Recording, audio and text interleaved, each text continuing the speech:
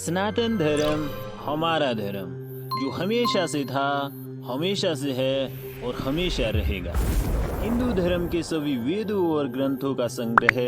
Subscribe करें सनातन धर्म YouTube channel. दोस्तों नमस्कार, मैं हूं सोमदत्त शर्मा और आप देख रहे हैं सनातन धर्म यूट्यूब चैनल। दोस्तों आज हम इस वीडियो में बात करने वाले हैं कर्णवेद संस्कार के विषय पर। कानों में छेद क्यों किया जाता है, इसे कब करना चाहिए और कैसे करना चाहिए, आइए जानते हैं इस वीडियो के माध्यम से। आभूषण पहनने के लिए विभिन्न अंगों के छेदन की प्रथा संपूर्ण संसार की असभ्य तथा अर्ध सभ्य जातियों में भी प्रचलित है। अतः इस संस्कार का चलन अति प्राचीन युग में हुआ था।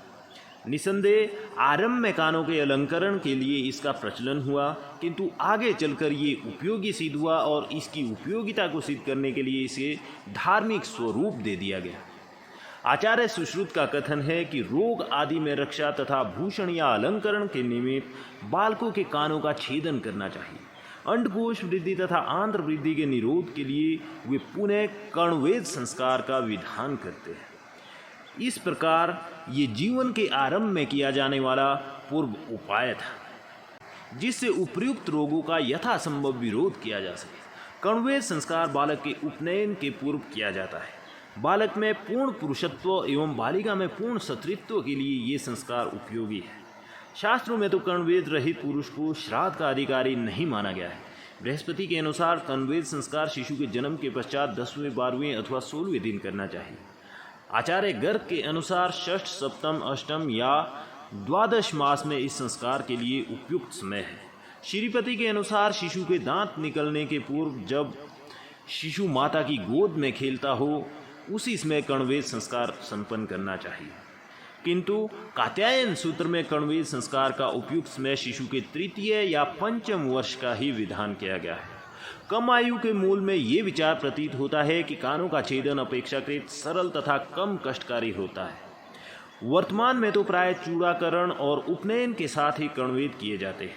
कुल परंपरा के अनुसार भी कर्णवेद संस्कार किए जा रहे हैं।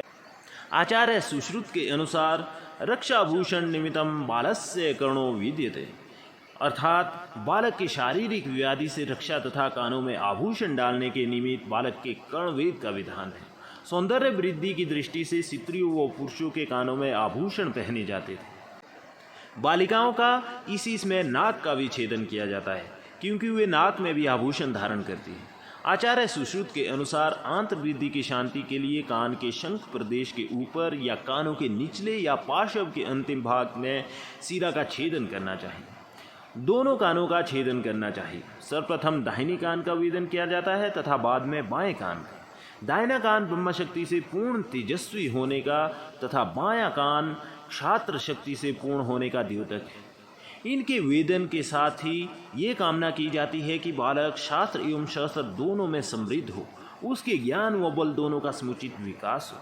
सुश्रुत संहिता में कहा गया है कि कुशल वैद्य अपने बाएं हाथ से दाहिने कान को खींचकर सूर्य की किरणों से चमकने वाले देवकृत छिद्र को सावधानी से विंधे, तत्पश्चात बाएं कान में इसी प्रकार छिद्र करे।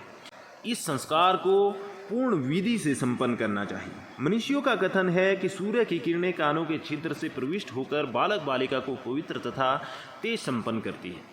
यद्यपि ब्राह्मण और वैश्य का कर्ण छेदन चांदी की सुई से, क्षत्रिय का कर्ण छेदन सोने की सुई से तथा शूद्र का कर्ण छेदन लोहे की सुई से करने का विधान शास्त्रों में है, तथापि वैभवशाली पुरुषों को स्वर्ण शलाका से ही ये क्रिया संपन्न करनी चाहिए। पवित्र स्थान पर शुभ मुहूर्त व समय पर देवताओं का पूजन करके सूर्य के सम्मुख बालक अथवा बालिका के कानों का छेदन करना चाहिए। सर्वप्रथम बालक के दाहिने कान में, उसके बाद बाएं कान में सुई से छेदन करना चाहिए। बालिका के सर्वप्रथम बाएं कान, फिर दाहिने कान में वेद के बाद बाईं नासिका का भी वेद करना चाहिए। इन वेदों में बालकों को कुंडल आदि तथा बालिका को कर्ण आभूषण तथा नाक में स्वर्ण की लौंग आदि आभूषण पहनाने चाहिए। कर्णवेद के धार्मिक स्वरूप ग्रहण करने पर इसका करना अनिवार्य हो गया और इसकी अवहेलना पाप कर्म समझा जाने लगा। इस विषय में देवल का कथन है कि जिस ब्राह्मण के कर्णरंध्र में सूर्य की छाया प्रवेश नहीं करती, उस ब्राह्मण को देखते ही संपूर्ण पुण्य नष्ट हो जाते हैं। उसे श्राद्ध में आमंत्रित नहीं करना चाहिए, अन्यथा आमंत्रित करने वाला असुर हो जाता है। इस संस्कार में बाद में चलकर अनेक धार्मिक तत्वों और सामाजिक मनोविनोद का समावेश हो गया। संस्कार के दिन केशव, हरि, विष्णु, ब्रह्मा, सूर्य, चंद्र, दिक्पाल, नासत्य, सरस्वती, ब्राह्मण तथा गौ का पूजन होने लगा। कुलगुरु को अलंकृत करके उन्हें आसन व दान दक्षिणा का प्रावधान हो गया। संस्कार की प्रसन्नता स्वरूप कुल परिवार व संबंधियों को मिष्ठान व भोज की परंपरा चल पड़ी। पुरोहित व कान छेदने वालों को भी दक्षिणा का प्रावधान हो गया। दोस्तों, आपको ये वीडियो कैसी लगी ये हमें कमेंट करके ज़रूर बताएं और सनातन धर्म से जुड़े विभिन्न रोचक विषयों पर वीडियो देखने के लिए जुड़े रहे हमारे साथ हमारे चैनल सनातन धर्म को सब्सक्राइब करके और बेल आइकन को प्रेस करके। तो मिलते हैं हमारी अगली वीडियो में, तब तक के लिए खुश रहे और स्वस्थ रहे। धन्यवाद।